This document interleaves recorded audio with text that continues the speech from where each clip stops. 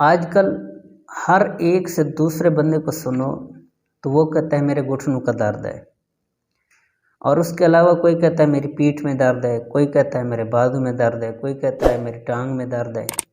کسی نہ کسی جگہ وہ درد کی وجہ سے بے چین ہوتا ہے۔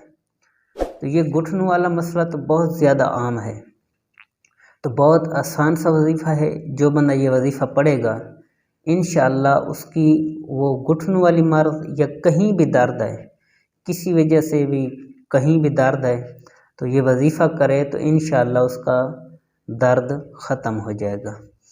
وظیفہ یہ ہے کہ یا غنیو، ریڑھ کی ہڈی، گھٹنوں، جوڑوں یا جسم میں کہیں بھی درد ہو، چلتے پھرتے اسے پڑھتے رہنا چاہیے۔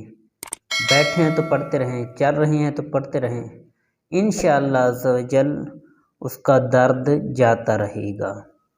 اللہ تعالی ہم سب کی مصیبتیں دور